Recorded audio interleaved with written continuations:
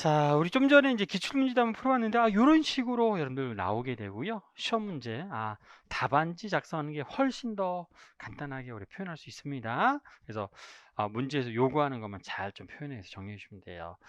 자, 그럼 우리 과학적 진술의 진실 판단이라고 해서, 우리 그럼 과학적인 어떤 진술, 과학적인 어떤 이론이 있다면, 이론이에요.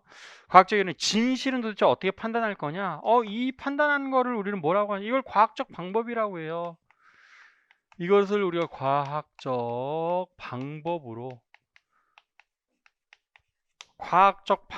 나는 진술을 판단할 거다 이런 뜻입니다. 그럼 과학적 방법, 우리 좀 전에 썼던 귀납법, 연역법, 뭐 가설연역법 이런 것들이 등장하겠죠? 그렇죠? 그런 것만 쭉 정리해 주시면 돼요. 자, 그래서 첫 번째 한꺼번에 쭉 우리 정리했는데, 자, 일치설이라고 해서 이건 경험론을 바탕을 둔 우리 방법을 얘기합니다. 사실에 일치하는 과학적 진술만 우리 진리라고 생각하는 거예요. 사실에 일치하는. 단점이 있는데요. 단점은 우리 과학에서만 적용할 수 있는 거지 역사 규범 또는 논리 수학과 같은 비경험적 진술에는 적용하기가 어렵다 이런 뜻입니다. 그래서 우리 이 일치설 또는 경험론은 주로 이제 어디에만 주로 활용하게 되냐면 여기는 물리와 화학에서 적용하는 거예요. 이게 우리의 일치설에 해당이 돼요. 그래서 우리 물리하고 화학을 우리가 우리 어떤 이론 과학이라고 얘기하죠. 원리 과학이라고 얘기하는데 경험한 내가 관찰한 사실과 이론이 일치할 때만 우리가 옳은 과학적 진술에 해당이 됩니다라는 걸 지금 얘기한다 이런 뜻이에요. 그래서 이런 이게 우리 귀납법이랑 관련이 있네요. 그다음에 두 번째는 정합설이라고 있는데 정합설, 일치설 이런 것들은 출제가 된 적은 없어요. 정합설 이게 중요한 게 아니라 경험론 또 이거는 우리가 무슨 연도요? 우리 귀납법이랑 관련이 있구나. 그렇죠? 우리 사실에 일치하는 과학적 진술만 우리가 얘기하는 거니까. 그럼 정합설 이런 것도 나오고 이성론에 관련되어져 있고요. 이건 이미 검증된 명제 진술 판단에 비추어 확인 가능한 거 대전제를 이용해서 모든 현상들을 설명할 수 있는 것들 얘기를 해준다 이런 뜻이에요. 예, 단점은 과학진의 진위 판단이 어려운 게 우리 단점에 해당됩니다. 라고 얘기할 수 있어서 이게 우리는 주로 이제 어느 경우에 우리 수학에 관련된 내용이다 이런 뜻입니다. 그러니까 수학도 우리 논리적인 우리 과정이 굉장히 중요하지만 수학을 우리가 과학이라고는 하진 않죠. 그래서 우리 순수 수학 같은 것들이 이성론에 관련이 되어져 있고 이런 것들이 우리는 무슨 법이라고 얘기할 수 있냐면 연역법이라고 얘기를 해줄 수가 있다는 뜻이에요. 연역법. 순수 수학에 관련된 내용들. 그래서 우리 수학이랑 물리는 참 좀 연관이 굉장히 깊지요. 근데 우리 지금 그런 얘기도 많이 하죠. 수학은요. 우리 이제 물리는 인간이 하는 거라고 하면 내가 막 수학과를 띄우려는 게 아니라 수학이랑 물리는 하늘과 땅이에요. 하늘과 땅. 수학은 진짜 우리 어떤 신계에 있는 내용을 공부하는 거라고 보시면 돼요. 굉장히 이성적이다라는 거고. 근데 물리는 아니죠. 물리는 여러분들 자연을 기술하는 학문이 우리가 물리잖아요. 그래서 우리는 우리가 보이는 자연을 기술하는 거고 수학은 자연이 중요하지 않습니다. 우리 어떤 논리적인 체계를 우리가 공부하는 게 우리 수학이라고 얘기합니다. 그래서 물리는 공학이랑 굉장히 비슷합니다. 물리는 공학.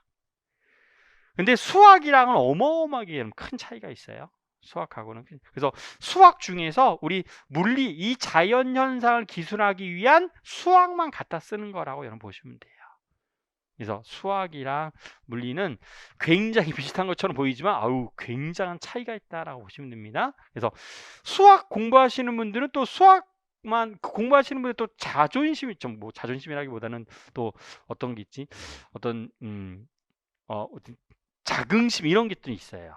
수학 공부하시는 분들은. 또 물리 공부하시는 분들도 또 물리만의 자긍심이 좀 있죠. 그래서 워낙 물리를 싫어하니까 학생들이 물리 싫어합니다. 그래서 뭐 근데 뭐 여러분들 다 경험해 보셨지만 하여튼 뭐 교생 실습을 나가거나 또는 기간제를 좀 하시거나 해서 하면 여러분 물리는 되게 많이 싫어하는 것 중에 얼마나 다 경험하셨을 거예요. 자, 그다음에 실용성이에요. 실용설이라고 해서 진리를 주관적 속성, 변화를 실체로 가정하고요. 지식의 참 가치는 실용성, 유용성에 의해서만 판단하는 것. 이게 우리 실용주의 또는 실증주의라고 우리가 얘기할 수 있다는 뜻입니다. 그래서 경험주의, 이론적 경험주의, 공리주의에 해당되고, 자, 이런 것도 이제 가설, 연역적이라고 얘기할 수 있고요. 자, 밑에는 그냥 참고해 보시면 확증설. 그래서 명제 진술의 진위를 절대적 검증을 가능한 것만 우리가 확실하게 과학이라고 하고, 입증설은 논리 경험론이라고 해서, 자, 이건 읽어만 주세요. 이게 시험 문제 출제되는 건 아니기 때문에. 그렇죠. 그래서 우리 기껏해야 확률적인 검증으로만 가능한 거. 자, 반증론. 아, 요건 중요해요. 나중에 포퍼의 반증주의가 굉장히 좀 중요한 역할을 많이 하기도 하고요. 요게 시험 문제에 우리 작년에도 나왔었던 문제 중에 하나에 해당됩니다. 그래서 자, 포퍼의 반증주의라고 하는 내용들. 그래서 우리 과학은, 우리 과학적 명제는 무엇으로만 우리 반증할 수 있습니다. 반증 사례를 통해서 우리 기각하거나 수용할 수가 있습니다라는 것들을 우리 얘기한다는 뜻입니다. 그래서 자, 과학적 진술을 그냥 판단하는, 진리 여부를 판단하는 우리 방법이 이런 것들이 있습니다라는 것들, 그냥 이건 참고해서 그냥 보시면 될 내용들에 해당됩니다. 자, 그 다음에 나오져 있는 거, 우리 이제 아주 중요한 전통적 과학 철학의 본성과 한계라고 해서 일단 기본적인 세 가지. 경험주의, 이성주의, 실증주의. 그럼 여기에 반증주의가 좀 빠져 있는데, 반증주의는 전통적 과학 철학과 현대적 과학 철학의 중간 단계가 반증주의입니다라고 생각하시면 됩니다. 반증주의는.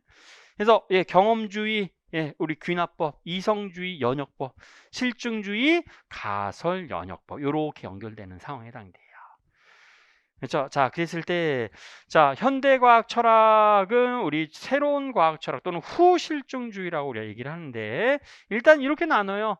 자, 우리 경험주의를 우리 귀납적 경험주의, 연역적 경험주의로 이렇게 우리 좀 나눕니다. 경험주의만 따로 얘기하자면, 그래서 이런 것들이 이렇게 우리가 발전이 됐습니다라는 거예요.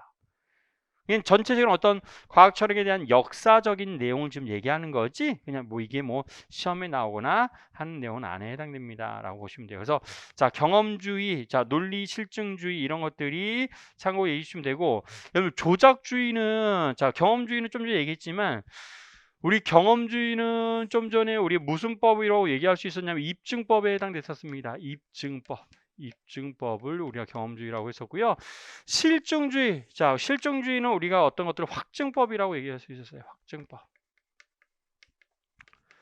확증법에 관련되어져 있고, 우리 조작주의는, 자, 이건 어떤 내용이냐면, 자, 우리 과학 철학의 본성에 대해서 뭔가를 얘기를 할 때 우리 어떤 추상적인 용어들이 있어요. 추상적인 용어를 무엇으로 좀 바꾸어서 구체적인 자, 용어로 바꾸어서 뭔가 과학 현상을 설명하는 것들, 이거를 우리는 우리 조작주의라고 우리가 얘기를 합니다. 조작주의. 추상적인 용어를 좀 구체적인 용어로 바꿔서 설명해 주는 것들. 그러니까 우리가 이제 이런 것들 있죠. 이제 물리에서는 눈에는 보이진 않지만 당연히 전하가 우리가 주변에 뭘 만드는 걸 알고 있냐면 전기장을 만드는 걸 알고 있잖아요. 그런 어떤 현상을 구체적인 추상적인 현상이잖아요. 그럼 그런 어떤 것들을 우리가 뭔가 구체적인 용어로 우리가 설명해 주는 것들, 전기장이라고 하는 용어, 중력장이라고 하는 용어 가지고 설명해 준다는 뜻입니다.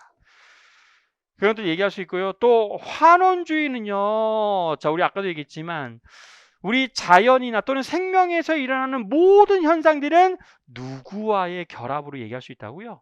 원자와의 결합을 얘기할 수 있다라고 했었죠. 여러분, 세포도 결국 뭘로 되어져 있어요? 원자로 되어져 있잖아요. 수많은 원자로 되어져 있습니다. 그래서 이런 것들을 우리가 기본 한 가지의 원리를 설명하는 거, 그러니까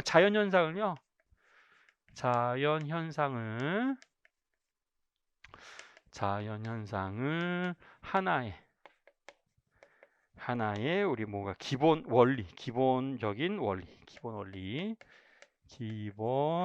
원리로 우리 설명하는 거. 이걸 우리는 판원주의라고 하고요. 여러분 이제 궁극적으로 화학도 마찬가지지만 생명도 마찬가지예요. 도대체 생명활동의 근원이 뭐냐? 또 우리 왜 자손을 번식하는 원리는 또 뭐냐? 이런 것들도 궁극적으로 원자들의 어떤 결합으로 우리가 얘기해 줄 수 있다는 뜻입니다. 그래서 나중에 여러분 좀 다른 얘기를 하자면 여러분 이 지구상의 인간은 도대체 어디에서 왔느냐라고 했을 때 여러분 과학자들이 좀 찾는 게 딱 하나밖에 없다고 해요. 과학자들. 인간 도대체 어디서 왔냐? 100% 지금은 뭔가 외계의 생명체 존재 하나만 발견되면 그럼 우리가 어디에서 왔는지를 알 수 있다라고 얘기를 합니다. 그래서 우리 뭐 생물이긴 하지만 우리 인간 모든 우리들 모든 생명체, 지구상에 존재하는 모든 생명체는 4개의 염기 서열로 구성되어져 있죠. 그렇죠? 그래서 A, T, G, C라고 하는 이 4개의 염기서열로 모든 생명체가 다 구성되어져 있습니다. 그러니까 우리 지구상의 생명체는 조상이 다 똑같다라고 하는 증거예요. 그럼 이 조상도 도대체 어디 왔냐? 그러니까 과학자들이 정말 지금 외계 생명체를 하나만 보고만 죽었으면 좋겠다라고 생각을 해요. 왜냐하면 외계 생명체의 염기서열이랑 만약에 우리 지구상의 생명체 인간과 여러분 동일하다면 그러면 같은 조상이다라고 얘기할 수 있는 거잖아요. 그래서 그런 것들을 좀 찾으려고 무지하게 노력을 하고 있는데 하여튼 외계 생명체 모르겠어요. 제가 살아생전에는 나올지는 모르겠는데 UFO의 존재를 믿으세요? 안 믿어요? 도대체 우리는 어디 왔어요? 그렇죠. 그래서 외계 생명체 아무리 과학자들이 연구를 하더라도 지구 자체에서 생명체가 스스로 생기기에는 확률적으로 너무 낮다라는 거예요. 너무 낮아요. 너무 낮아. 그래서 옛날에는 뭐 이런 조건, 자연의 조건이 있으면 뭔가 생길 수도 있다 뭐 이런 걸 얘기하지만 지금은 뭐 거의 그런 것들이 인정을 하지 않는답니다. 그래서 뭐가 분명히 외부에서 생명체가 왔을 거다라고 지금 여러분들 다 근거로 얘기하고 있습니다. 그래서 그런 우리 뭐 교재들도 많이 책도 이제 많이 있는데 보시면 좋을 것 같고. 자, 반증주의는 우리 아까 쿤의 우리 반증주의는 포퍼의 반증주의라고 해서 우리 현대 과학 철학과 전통적 과학 철학의 중간 단계에 해당되는구나라고 얘기할 수 있어요. 자, 그래서 포퍼에 해당되는 내용들이 이렇게 있고 이건 참고만 하세요. 뭐 이거는 뭐 시험에 나오는 건 아니기 때문에. 그래서 저 환원주의라고 하는 용어가 그런 것들로 얘기를 해주는데 요즘에는 또 많이 여러분 적용을 해줍니다라고 보시면 좋을 것 같습니다. 자, 그럼 우리 전통적 과학 철학의 가장 기본적인 특징 3가지, 경험주의, 그 다음에 이성주의, 실증주의 3가지에 대해서 정리해 줄 텐데요. 가장 제일 많이 나온 게 경험주의가 가장 많이 나오는 내용에 해당됩니다.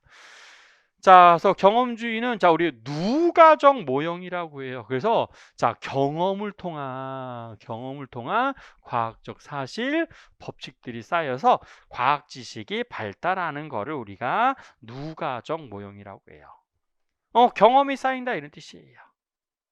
경험이 쌓이는 특징들 얘기하고 그때 우리 어떤 특징 경험주의 그러면 형성과 발달은 어떻게 되어 있습니까? 라고 하냐면 뭐 이렇게 발달됐대요. 이름은 몰라도 돼요. 러셀, 밀 이런 사람들 참고해 주시면 좋을 것 같고 플라톤과 데카르트 뭐도 그냥 보시면 됩니다. 근데 경험주의의 과학적 방법은 여기 중요하죠. 귀납법이라고 하는 게 가장 중요합니다. 구체적인 사실로부터 뭔가 일반화시키는 걸 우리가 귀납법이라고 해요. 일반화 시키는 것들. 그래서 관찰과 실험, 분류, 일반화, 검증이라고 하는 이런 과정들이 우리 되는 것이 우리 경험주의라고 하는데 이 경험주의에서는 우리 좀 중요한 게 하나 있습니다. 경험주의의 한계가 있어요. 경험주의 한계. 이것도 우리 기출됐었던 문제 중에 하나인데 경험주의는 제일 큰 한계, 문제점이 관찰의 이론 의존성이라고 하는 게 가장 여러분 중요한 여러분 한계를 가지고 있습니다. 내가 처음에 관찰하잖아요. 그럼 관찰한 내용이 내가 알고 있는 뭔가 과학적 지식에 의해서 다르게 관찰될 수 있다는 뜻입니다. 초등학생이 보는 자유낙하 운동이랑 고등학생이 보는 자유낙하 운동은 완전히 다를 수 있거든요. 그래서 이런 자연현상을 관찰할 때 내가 가지고 있는 과학 지식에 의해서 관찰의 우리 결과를 다르게 이해한다 이런 뜻입니다. 그래서 자, 관찰의 이론 의존성 중요한 단어예요. 요 시험에서 여러 번 나왔던 단어 중에 하나입니다. 또 귀납의 원리 문제가 있어서 이걸 우리가 뭐라고 하냐면 여러분들 한두 가지의 우리 사실만 가지고 전체로 일반화할 수는 없는 거잖아요. 그렇죠? 그럼 이런 것도 우리 귀납의 우리 문제라고 합니다. 그러니까 우리 100개의 샘플이 있는데 50개만 관찰해서 그 전부 다 그렇게 됩니다. 아닐 수도 있잖아요. 그렇죠? 나머지 50개는 다른 경우도 나올 수 있으니까. 그럼 우리 귀납의 문제는 어쩔 수 없어요. 이건 항상 따라다니는 문제. 내가 100% 관찰을 하면은 해결되지만 그럴 수가 없으니까. 이런 문제는 반드시 따라옵니다. 라고 하는 그런 특징들을 가지고 있습니다. 그 다음에 또 우리 관찰, 우리 흉의 문제라고 하는 거는, 자, 관찰의 이론 전성, 요것도 잠깐 우리 보도록 합시다. 여러분들, 관찰의 의존성을 우리 조금 더 표현해 보도록 할게요. 관찰의 이론 의존성은, 자, 요렇게 얘기하죠. 자, 관찰의 문제점이라고 하는 건 관찰의 문제점, 우리 관찰의 이론 의존성도 있지만, 우리 감각기관, 자, 이것도 관련이 있어요. 감각기관. 감각기관에 따른 문제도 있을 거고요. 그 다음에 인지구조라고 해서 인지구조, 뭐 거의 비슷한 말인데 인지구조에도 다 관련이 있습니다. 그래서 감각기관에 따라서 또는 인지구조에 따라서 관찰의 이론 의존성은 항상 뭐 여러 가지 문제 한계를 가지고 있습니다. 라고 얘기해 주시면 되고요. 그 다음에 우리 귀납의 원리라고 하는 건 아까 좀 얘기했지만 한두 가지 가지고 전체적으로 여러분들 얘기한다라는 얘기는 뭔가 우리 객관성과 신뢰성이라고 하는 문제. 귀납의 문제는 객관성과 신뢰성에 우리가 문제가 생길 수도 있다는 뜻입니다. 객관성과 신뢰성. 이 문제에 해당되는 것들을 우리 얘기할 수 있고요. 그 다음에 자, 흉의 문제는 우리가 뭘 얘기하냐면, 자, 이 흉의 문제는 내가 자, 관찰 사실이 있습니다. 관찰 사실을 가지고 뭔가 일반화시키는 거를 우리가 얘기하는데 이걸 규칙성을 만든다라고 한번 가정해 보도록 하죠.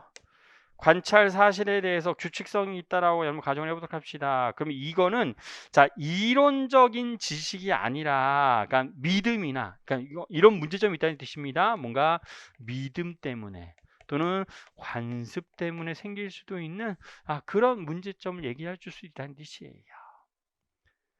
근데 여러분 이런 구체적인 거는 나오진 않아요. 중요한 거는 경험주의에서 가장 문제가 될 수 있는 부분은 우리 관찰과 우리 실험 분류 일반화 검증 이런 것들이 우리가 경험주의 또는 귀납법이라고 하지만 이때 우리 관찰의 이론 의존성이라고 하는 단어가 가장 중요한 역할을 합니다. 한계로 작용을 합니다라는 게 이 경험주의에서의 가장 중요한 문제점이라고 여러분 얘기해 주시면 돼요. 그래서 경험주의, 귀납법인데, 자, 요거 잘 좀 기억해 주시고요. 관찰의 이론 의존성이라고 하는 스토리에 해당되는 특징들 여러분 얘기해 주시면 됩니다. 자, 그 다음에는, 자, 이성주의를 좀 하도록 합시다. 자, 지금 계속 전통적 과학 철학에 대해서 지금 얘기하고 있는 거예요. 자, 두 번째는 이성주의라고 해서 자, 우리 사물의 인식, 판단 이런 것들과 관련이 되어져 있는 걸 이성주의 연역법이라고 얘기할 수 있는데 우리 이성주의 형성과 신조 이런 사람들이 연구했다 우리 얘기고요. 자, 이성주의의 과학적 방법은요. 우리 과학 지식 연역적 추리라고 하는 것들도 얘기할 수 있어요.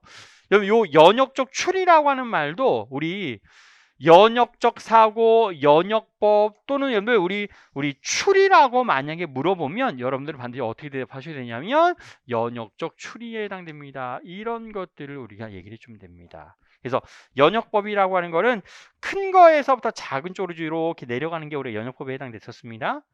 그래서 3단 논법이 대표적인 우리 연역법에 해당되는 과정이 됩니다라는 거 얘기해 줄 수 있었고요.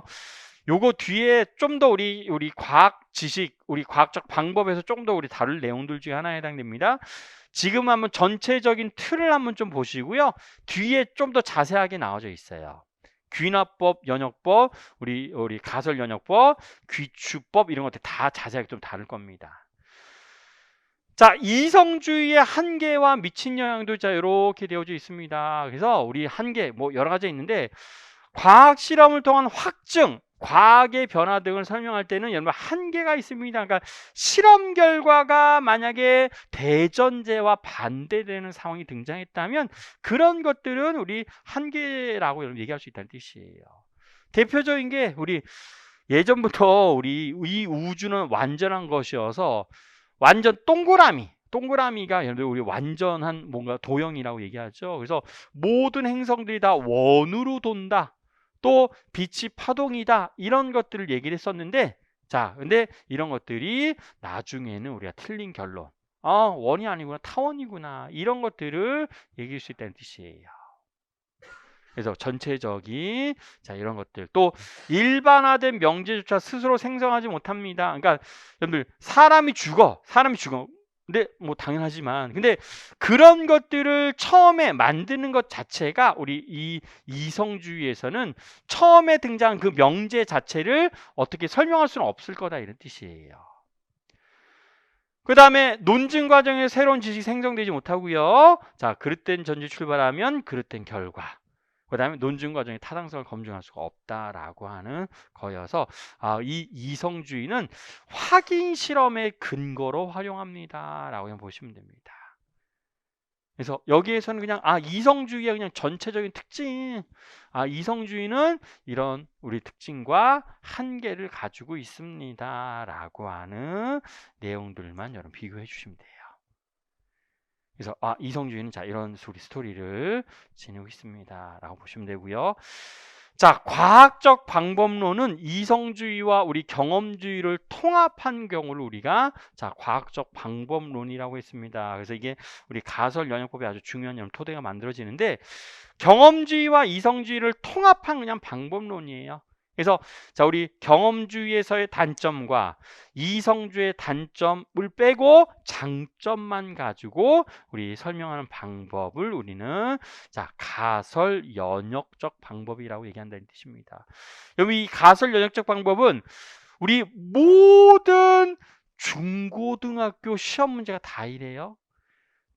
특히 수능 문제가 다 이렇습니다. 그래서 뭔가의 상황을 주어지고 가설 세우고 그 다음에 그거를 검증하는 실험을 항상 구성되어져 있습니다. 그래서 전류와 자기장은 어떤 관계냐? 실험해 보는 거예요. 그래서 우리 어떤 것들 변인들을 통제하죠. 조작 변인, 통제 변인, 나중에 종속 변인이 어떻게 나오냐 이런 것들 가지고 계속 실험을 하는 게 가설 연역적 방법에서 나오는 거고요. 예, 가설을 제시하고 검증하는데 그 목적이 있습니다라는 겁니다. 경험주의와 이성주의를 같이 통합해서 우리 나온 특징들에 해당이 됩니다라고 보시면 되고요. 3차 과학과 교육과정에는 굉장히 결정적 역할을 했대요. 저는 4차예요. 저는 4차. 여러분들 몇 차예요? 7차일 거예요, 아마. 7차 다음에 2009가 나옵니다. 2007 있는데? 2007 없나? 2007? 2009? 이거다 2015. 지금이 2015죠. 2015. 이렇게 되어져 있어요. 그래서 옛날 얘기. 여러분 절대로 3차는 안 나와요. 2009년도 교육과 과학과 개정과 이것도 안 나옵니다. 우리 시험 문제 나오면 2015만 나와요. 다른 거 할 필요 없습니다. 그렇죠? 자, 이런 것들이 표현되어져 있고 이거 우리 모든 수능 문제예요. 모든 수능 문제에서 실험 문제는 다 요 단계로 구성이 되어져 있어요. 그래서 우리 나중에 우리 탐구학습 모형이랑 내용이 똑같습니다. 탐구학습 모형이 자 문제 인식하고요, 수집하고 가설의 설정을 합니다. 가설 설정. 근데 보통 이 앞에 있는 내용들은 자 여기서부터 여기까지예요. 여기서부터 여기까지는 다 문제에서 주어져요. 주어지고 이거 가설 검증할 때 우리 실험을 할 때 여러분들 설계하고 수행할 때 자 어떤 모순 없이 잘 할 수 있느냐 이걸 여러분 주로 보는 거예요. 그래서 여기에서 주로 이제 뭐가 일어나요? 변인 통제가 일어나죠. 변인 통제 같은 것들을 가지고 적절하게 실험을 했느냐, 변인을 적절하게 잘 통제했냐 못했냐, 이런 것들이 실험 보고서, 이것도 아주 많이 나오는, 어떤 학생이 작성한 실험 보고서, 어떤 예비교사가 작성한 실험 보고서, 이런 거 딱 주어진 다음에 문제가 있냐 없냐 이런 거 판단하는 것도 아주 여러 번 등장했었던 이런 문제 중에 하나에 해당됩니다. 자, 그래서 이런 내용들이 우리 과학적 방법이라고 해서 경험주의와 이성주의가 통합되어져 있는 내용에 해당되는구나 라고 보시면 되겠습니다. 자, 그 다음에는 좀 간단한 내용들도 많이 있어요. 보시면 좋을 것 같고. 자, 그 다음에는 우리 실증주의 특성과 과학 교육입니다. 실증주의 형성과, 그러니까 실용주의, 실증주의 뭐 이렇게 많이 얘기하는데, 자, 실증주의, 자, 논리 경험주의는 확증설, 일치설, 대응법 또는 확률적 검증이라고 해서 자, 실증주의와 경험주의로 나누는데, 어떤 실험 결과가 맞으면 우리 실증주의는 가설이 맞다라고 표현하지만 우리 논리 경험주의는 확률이 그냥 높아졌습니다 라고만 표현할 거다 이 뜻이에요. 그래서 자, 확률이 높아졌습니다. 확률 얘기가 나왔으니까 말했지만 여러분, 우리 이제는 모든 물리학은요 거의 이 우주를 설명할 때나 이 자연을 설명할 때 이제는 거의 엔트로피를 빼고는 이제 설명할 수가 없다라고 얘기를 해요. 엔트로피가 이 자연을 기술하는 가장 중요한 핵심적인 이론입니다 라고 얘기합니다. 그래서 이 우주의 탄생과 우리 성장과 소멸 같은 것들도 다 엔트로피로 여러분 얘기한답니다. 그래서 엔트로피에 관련되어져 있는 스토리가 있는데 얘기해 주시면 될 것 같고요. 또 실증주의에서 발달한 조작주의라고 해서, 조작주의는 자, 추상적 과학 개념을 우리가 관찰 가능한 용어, 그러니까 중력장 이런 거를 좀 더 구체적으로 관찰 가능한 용어인 질량과 가속도 이런 것들로 바꿔서 설명하는 것들 를 우리가 조작주의라고 우리가 얘기를 해주고요. 조작주의. 또 실증주의와 한계를 얘기하자면 우리 경험주의 한계와 동일합니다. 왜냐하면 실증주의도 경험주의와 영역주의를 결합해서 나온 여러 이론에 해당이 되거든요.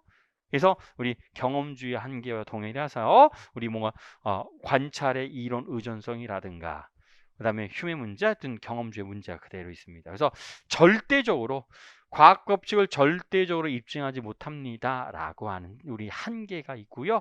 자, 영향은 우리 실증주의는 누가적 모형과 가설 연역적 방법에 영향을 주어서 3차 60년대죠. 저는 절대로 60년대에 있지 않았어요. 60년대에 있지 않았습니다. 그래서 3차 교육 과정에 아주 중요한 역할을 합니다 라고 얘기할 수 있습니다. 자, 그 다음에 환원주의는 아까 얘기했던 대로 뭔가 기본적인 하나의 원리로 이 자연현상을 설명하는 것, 이거를 우리가 환원주의라고 하는데, 근데 점점점 발달하면서 우리 과학이 발달하면서 이제 생명과학이나 심리학, 근데 심리학은 뭐 우리 그건 이제 인문과학 쪽이니까, 생명과학도 이제 물리적인 현상을 가지고 설명을 하려고 지금 노력을 많이 하고 있답니다. 그래서 원자 단위의 우리 특징들에 대해서 얘기할 수 있고요. 자, 환원주의 형성과 발달은 이제 뭐 이런 사람들에 의해서 발달했고요. 환원주의 종류는 뭐 이런 것들이 있대요. 그냥 한번 읽어보시면 돼요. 이게 뭐 시험 문제에서 출제되거나 뭐 나오는 건 아니기 때문에, 그래서 실체론적, 그 다음에 인식론적, 방법론적 환원주의. 자, 이런 것들이 있습니다. 우리가 주로 얘기하는 건 실체론적 환원주의를 많이 얘기합니다. 과학적인 방법에 대해서 많이 얘기하는 거기 때문에. 자, 그래서 환원주의의 종류는 자, 이런 것들이 나와져 있습니다. 여러분들, 우리 이것도 마찬가지지만 우리 요거 우리 3개월이에요. 3월하고 4월하고 5월 동안에 요 내용 정리하는 거거든요. 3월, 5월 정리하는 건데 요때 우리 이것도 마찬가지지만 우리 일일이 다 외우진 않고 이것도 중요한 포인트를 잘 집으면서 공부를 해주시면 좀 좋을 것 같아요.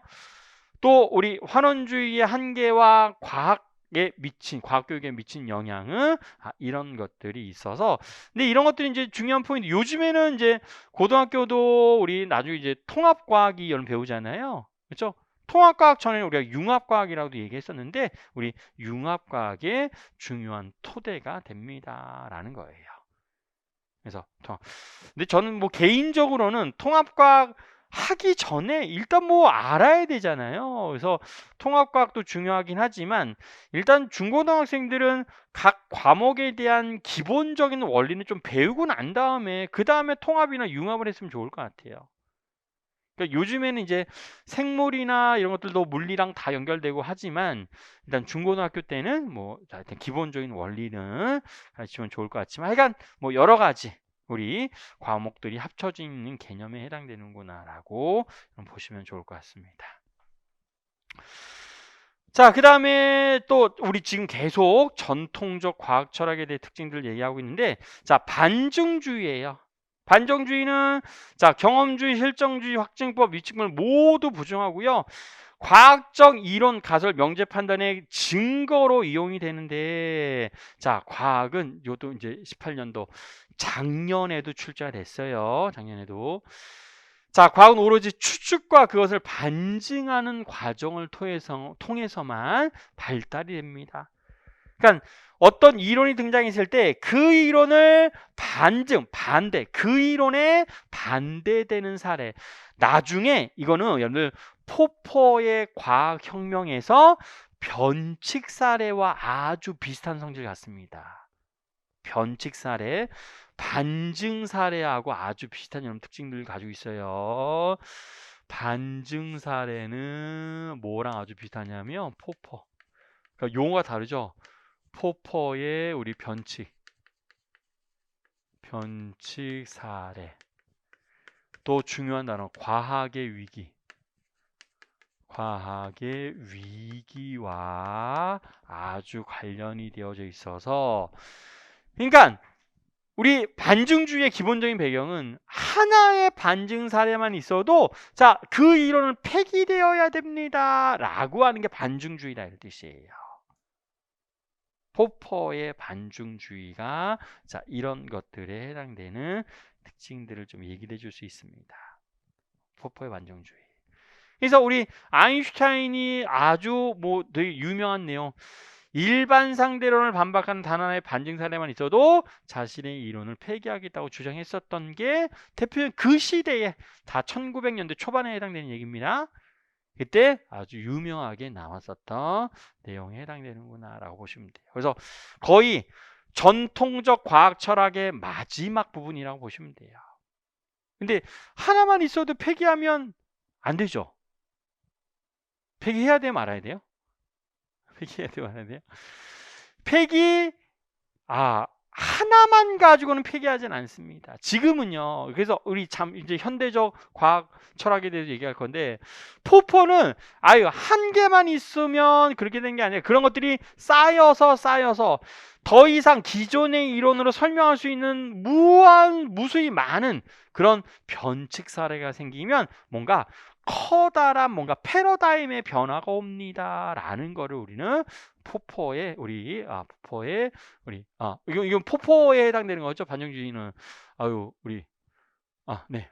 변칙 사례, 과학의 위기에 해당되는 스토리를 얘기해 줄 수가 있는 내용들에 해당됩니다.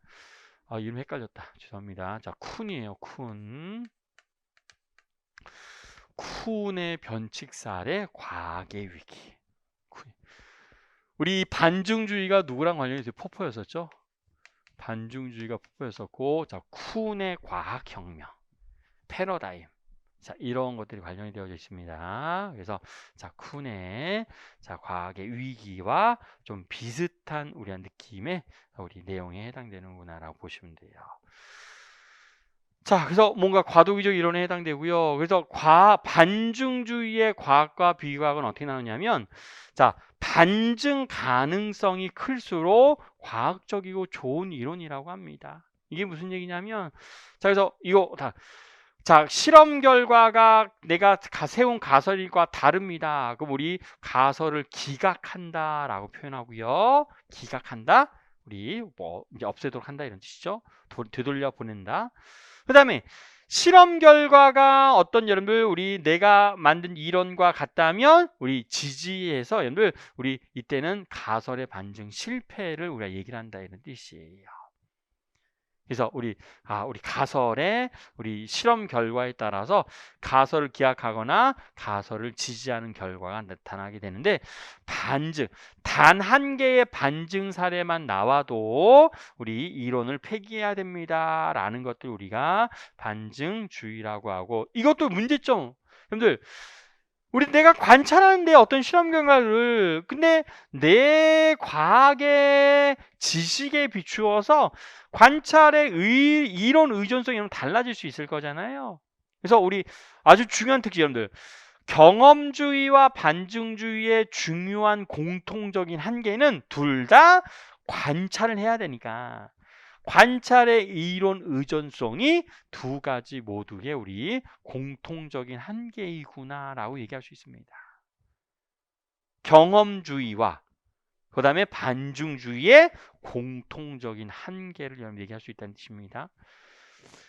그 다음에 임시 변통적 가설은 반증할 수가 없습니다 라는 거예요. 그러니까 임시 변통적 가설, 우리 이제 나중에 가설에 대해 정리할 거지만, 우리 이제 뒤에 라카토스의 연구 프로그램에 대해서 나옵니다. 여러분들, 어떠한 이론에 대해서 반증이 되는 사례가 나오잖아요. 그럼 그 사례를 설명하기 위해서 뭔가, 그걸 우리 라카토스는 보호대라고 얘기를 하는데, 핵심적인 이론을 보호하기 위해서 그 주변에 우리 보호대를 설정해서요, 좀 다른 결과가 나오더라고 하더라도 이 특수한 사례만 설명할 수 있는 뭔가 임시적인 가설을 세운다라는 거예요.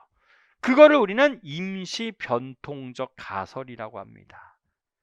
나중에는 우리 세심한 가설, 그다음에 여러분들 과감한 가설 뭐 등등이 있습니다. 가설의 종류가 몇 가지가. 근데 임시 변통적 가설은 그냥 그거를 설명하기 위한 특수한 예로만 두는 거기 때문에 우리 반증주의 이용해서 반증할 수는 없고요.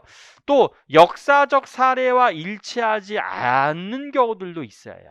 그러니까 그동안 우리가 나왔었던 어떤 여러 가지 사례들이 있을 텐데, 그럼 그런 것들이 우리 반증주의 어떤 실험에 맞지 않다면 우리 폐기되어야 되지만, 우리 예전에서부터 다 우리 인정했었던 사실들이 맞지 않는 경우는 우리 반증주의로 반증할 수가 없는 경우에 해당되고, 또 한계는, 가장 중요한 한계는 단 하나의 반증 사례만 가지고 단정적으로 폐기할 수는 없을 거잖아요.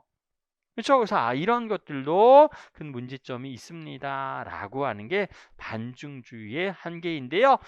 가장 중요한 포인트는 이거예요. 반증주의의 큰 중요한 한계는 관찰의 이론 의존성이라고 해서 우리 경험주의와 동일한 한계를 갖습니다 라고 하는 것들이 여러분 기억 좀 해주셔야 될 것 중에 하나에 해당이 됩니다. 자, 그래서 반증주의도 요 중요한 단어를 기억하셔야 돼요. 자, 과학은 오로지 우리 뭘 반증하는 과정을 통해서만 발전할 수 있습니다. 이거고요. 단 하나의 반증 사례만 나와도 우리가 뭘 폐기합니다. 우리 가설을 폐기하거나, 자, 우리 실험 결과가 맞는 결과가 나오면 지지하는, 그 이론을 지지하는 결과가 나옵니다 라는 거를 우리가 반증주의라고 해요. 그래서 포퍼의 반증주의 여러 번 또 등장했었던 문제 유형 중에 하나여서, 자, 우리 기출 문제를 하나 보도록 할 거예요. 자, 2018년도, 자, 이것도 뭐 근래에 나왔었던 문제 중에 하나에 해당되는데, 자, 다음 과학 지식이 발달되는 과정에 대한 두 학생의 생각을 정리한 글이랍니다. 그럼 이제 이런 거 보면서 도대체 우리가 지금 좀 전에 배웠던 내용 중에서 어떤 거와 좀 관련이 있느냐? 이걸 여러분 정리해 주시면 돼요. 자, 그럼 우리 A 학생을 볼까요? 자, 과학은 실험이나 관찰을 통해 얻은 데이터를 일반화하는 과정이 발달한다고 생각해. 아우, 벌써 딱 나왔네요. 실험이나 관찰을 통해 얻은 데이터를 우리 구체적 사실을 일반화하는 과정에서 발달한다고 생각합니다. 라고 있습니다. 이거 당연히 우리 좀 전에 배웠던 경험주의, 이성주의, 그 다음에 실증주의, 그 다음에 반증주의 중에서 얘는 무엇에 해당돼요? 학생 A는 얘는 우리 경험주의라고 얘기할 수 있죠. 경험주의니까 당연히 우리 뭐랑 관련이 있어요? 귀납법이랑 관련이 있을 겁니다. 그렇죠? 이런 것들 딱 좀 정리해 주시면 되고, 또 학생 B를 보니까 과학 지식이 옳다는 것은 완벽하게 증명할 수 없고 우리가 할 수 있는 것은 그 이론이 틀렸는지의 여부일 뿐이라고 생각해요. 어쩌고저쩌고 쭉 이렇게 나와져 있습니다. 자, 그래서 이렇게 되고 아주 요 되네요. 자, 어떤 문제? 이 가설을 반박하는 관찰 사례가 발견되면 비판을 통해 그 가설은 곧바로 폐기되고 그렇지 않으면 그 가설은 성공적으로 살아남게 됩니다. 라고 했으니까 얘는 우리 무슨 주의에 관련되어지는 생각이에요? 반증주의에 관련되어지는 생각인 거죠. 그래서 경험주의와 지금 반증주의에 대한 지금 내용을 얘기하고 있구나. 그렇죠? 자, 이렇게 이해할 수 있습니다. 그러면 이제 문제에서 요구하는 거. 이것도 4점짜리네요. 자, 과학 지식의 발달 과정을 설명하는 학생 A와 학생 B의 우리 과학 철의 관점을 순서대로 쓰시오. 자, 우리 어떤 것들 과학적 관점을 순서대로 쓰시오. 경험주의, 반증주의. 자, 이렇게 우리 얘기해 주시면 돼요. 그렇죠? 근데 조금 더 얘기하자면 그죠? 귀납적 우리 경험주의. 그 다음에 반증주의 뭐 이렇게도 얘기해 줄 수 있을 겁니다. 자, 그래서 이런 거 얘기할 수 있고, 또 두 번째, 두 과학 철학의 관점이 공통적으로 가지고 있는 이거네요. 공통적 한계를 쓰랍니다. 공통적으로 갖는 한계가 우리 좀 전에 뭐라고 했죠? 관찰의 이론 의존성. 이런 단어들, 핵심적인 단어가 들어가야 된다는 뜻입니다. 그래서 얘기할 수 있고, 또 질문 또 있네요. 세 가지나 있습니다. 자, 관련된 한계로서 관찰과 관련된 과학의 지식의 특성을 쓰고, 이게 바로 이제 관찰의 이론 의존성. 그 예를 한 가지 기술하세요라고 했습니다. 뭐 그러면 아무거나 해도 상관이 없습니다. 그럼 그 중에 대표적인 사례로 제가 드렸던 거는, 자, 물체가 움직이다가 멈추는 현상, 관찰된 힘이 힘의 소모 이론, 관찰된 힘이에요. 힘이 소모 이론을 가진 학생과 에너지 개념을 가진 학생이 마찰력에 의한 에너지 손실 때문이라고 생각하는 경우들 뭐 있을 거고요. 또는 뭐 줄다리기 하는 상황에서 우리 힘 A하고 B가 힘 센 사람과 힘이 약한 사람이 서로 당기고 있는데 정지해 있습니다. 누가 더 센 힘으로 당기고 있습니까? 라고 했을 때 우리 힘이 큰 사람이 더 센 힘으로 당기고 있습니다. 그냥 여러분들 그냥 예를 하나 쓰세요라는 거예요. 예를.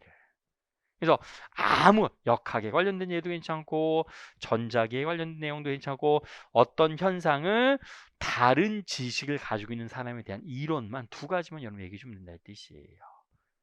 그럼 이건 아무 뭐 특별한 문제가 없는 한 여러분들이 알고 있는 내용 가지고 내용들 그대로 여러분 얘기해 주시면 돼요.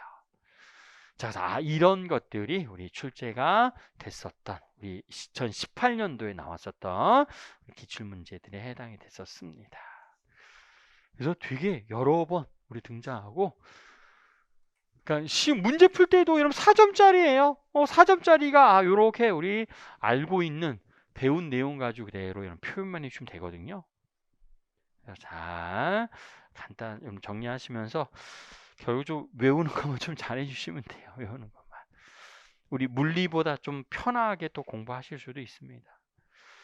자, 현대 과학 철학의 본성. 이거 올해 이거 거의 매년 나왔어요. 올해, 작년, 재작년 계속 거의 매년 나왔던 현대 철학, 현대 과학 철학의 본성과 과학 교수 학습에 대한 것들 얘기하자면, 우리 얘기했습니다. 크게 두 가지로, 자, 라카토스의 진화적 변화와 쿤의 격변적 변화로 이렇게 나눕니다. 과학 철학. 여러분들 지금 얘기하고 있는 과학 철학은 우리 전통적 과학 철학, 현대적 과학 철학 얘기하는 거잖아요. 자, 이 과학 철학은 과학이 도대체 뭐냐? 인 거를 물어보기도 하지만 좀 정확히 얘기하자면 과학이 발전하는데 어떻게 발전하게 됐느냐? 이거를 지금 나타내 주는 그냥 철학이라고 보시면 돼요. 과학이 어떻게 발전하느냐. 우리 좀 전에 경험주의, 이성주의, 그렇죠? 실증주의, 환원주의 뭐 이런 거 얘기했었잖아요. 그렇죠? 근데 지금은 이제 현대 모형으로 와서 이제 20세기에 우리 등장했었던 이론에 해당됩니다라고 보시면 됩니다. 그래서 자, 격변적 변화, 우리 진화적 변화. 그다음에 라우드는 중간 과정에 해당되는구나라고 이런 보시면 됩니다. 그래서 우리 내용들 나오져 있고, 자, 이게 우리 어떤 거랑 좀 관련이 있냐면 우리 라카토스 하면 일단 머릿속에 떠올리셔야 될 거, 아까도 중요한 우리 용어 얘기했었지만 우리 연구 프로그램이라고 합니다. 연구 프로그램인데 여기 중요한 단어가 아까 뭐였어요? 견고한 핵, 그 다음에 우리 뭐가 있었죠? 보호대. 견고한 핵 보호대. 이게 중요한 단어예요. 그 다음에 쿤하면 우리 중요한 단어 뭐였었죠? 쿤은 우리 패러다임이라고 하는데 패러다임인데요. 중요한 단어는 자, 과학혁명. 이거 이제 우리 단계가 좀 있습니다. 그 다음에 우리 과학의 위기.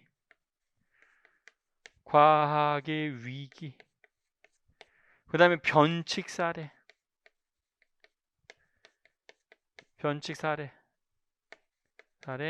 또 우리 정상과학. 이런 것들이 중요한 단어에 해당돼요. 중요한 단어. 이런 것들이 나중에 답안지 작성할 때는 하여튼 내가 막 문제에서 그러니까 좀 애매하게 질문하는 문제들이 종종 있습니다. 뭔가 쿤의 이론으로 설명하래요. 라카토스의 이론을 설명하래요. 그럼 내가 정확히는 모르지만 이제 핵심적인 단어가 일단 들어가면 우리 답안지로 처리하는 경우가 굉장히 많아요. 우리 채점하는 교수님들이 다 읽어보지 않습니다. 중요한 단어들이 있냐 없냐 그런 것들 주로 보기 때문에 핵심적인 단어 쓰는 게 가장 중요한 것 중에 하나에 해당됩니다. 자, 그리고 자, 라우드는 이제 연구 전통인데 중요한 거는 자, 둘 다 우리 과학의 발달에 관련된 지금 발달에 관련된 그런 내용인데요. 근데 이게 어떤 거랑도 연결되냐면 학생의 개념 변화하고도 연결을 많이 시켜요. 학생이 개념 변하는데 우리 점진적으로 개념이 변하는지 또는 갑자기 급격하게 변화가 되는지 이런 것들을 판단할 때도 많이 사용하는 수업 모형이 있습니다. 그 우리 개념 변화 모형이라고 할 거예요. 개념이 내가 O 개념에서 무슨 개념으로 바뀌죠? 내가 처음에 잘못 있었던 개념이 우리 뭔가 수업을 통해서 과학적인 개념, 이게 반대말이에요. O 개념과 반대말은 과학적인 개념입니다. O 개념과 반대말은 과학적 개념. 그러면 O 개념이 과학적 개념으로 바뀌는데 이거 개념이 이제 변화했다 이런 뜻입니다. 그럼 이게 점진적으로 바뀌는 거는 이건 우리 무슨 모형이 적용하냐면 개념 분화 모형이라고 하고요. 개념 분화 모형. 그 다음에 갑자기 바뀌는 게 있어요. 그럼 이런 것들 개념 변화. 개념 변화 모형이라고 해요. 교환이라고 하죠. 교환이라고 합니다. 개념 교환 모형이라고 해서 우리 개념이 변화되는 거를 두 가지로, 갑자기 한 번에 바뀌는 게 개념 교환, 점진적으로 바뀌는 걸 개념 분화 모형이라고 합니다. 개념이 우리 이렇게 바뀌는 것들을 우리 얘기해 주는 것들이 우리 역사적인 여러분들 과학 발달의 사례와 수업 시간에 선생님이 학생을 지도할 때의 상황이 되게 많이 비교가 돼요. 비교가 됩니다. 그러니까 우리 무거운 게 먼저 떨어질 줄 알았는데 무거운 게 아니라 똑같이 떨어지는구나. 자, 무거운 게 먼저 떨어질 거라고 생각하는 거는 우리 공기 저항을 고려하지 않았기 때문에, 공기 저항을 고려하면 먼저 떨어질 수도 있지만 공기 저항을 고려하지 않으면 우리 모든 물체는 동일하게 떨어집니다. 모든 물체에 가서는 중력하고만 관련이 있습니다. 라고 해서 점점 우리가 바뀌는 개념들. 또 우리 자기장은 전류만이 아니라, 자기장은 전류가 자기장을 만들 줄 알았는데 나중에 보니까 전기장의 변화도 자기장을 만듭니다. 자, 이걸 우리 앙페르 맥스웰 법칙이라고 하죠. 이런 것들이 우리는 진화적 변화, 점점 발달하더라, 이런 뜻입니다. 근데 우리 쿠는 좀 스케일이 좀 커야 되는데, 뉴턴 역학으로 모든 거를 다 설명할 줄 알았는데 원자 세계로 들어가 봤더니 뉴턴 역학이 하나도 맞지 않더래요. 그래서 새로운 패러다임이 완전히 바뀐 거예요. 뭐가 만들어진 거예요? 양자역학이 만들어졌잖아요. 이게 우리는 격변적 변화라고 얘기한다, 이 뜻이에요. 뉴턴의 물리학이 우주에서 일어나는 모든 현상들을 설명할 수 있을 것 같았는데 아니에요. 우주에서 일어나는 일을 설명하려면 일반 상대론을 갖다 써먹어야 되지. 자, 다른 뉴턴의 역학도 맞지 않는 것들, 이것도 일종의 패러다임 변화입니다 라고 얘기할 수 있습니다. 우리 1900년대 초반에 아주 극명한 사건이 일어나죠. 뉴턴 역학으로 설명할 수 없는 원자 세계와 우주를 양자역학과 일반 상대론으로 설명할 수 있는 아주 중요한 계기가 되는 사건이 일어나기도 합니다. 그래서 이런 격변적인 변화가 우리가 관련이 되어져 있구나. 자, 그래서 현대 철학, 현대과학, 이건 굉장히 거의 매년 나와요. 라카토스와 쿤이라고 하는 사람은 아주 많이 들어보셔야 될 것 중에 하나에 해당되고, 근데 이 사람들이 어디에는 잘 나오지 않아요? 여러분들, 교육학에서는 별로 안 나오죠. 교육학은 피아제, 오세, 비고츠키 주로 나오잖아요. 그렇죠? 우리 작년에는 되게 오랜만에 이 사람의 이름이 등장한 적이 별로 없었는데, 근데 또 다 우리 정리할 거지만 우리 드라이버의 대체적 개념틀 수업 모형, 여기 그대로 또 출제가 됐기도 했었습니다. 그래서 자, 요 1장, 여기에 1 파트 1입니다. 지금 우리가 배우고 있는 이거는 교육학에서 안 배워요. 교육에서 안 나옵니다. 그래서 요 단원만 따로 잘 정리 좀 해주시면 돼요. 자, 그럼 잠시 쉬었다가 요 내용들, 구체적인 내용이 어떻게 있는지, 그리고 기출문제는 어떻게 나왔는지 같이 살펴보도록 하겠습니다.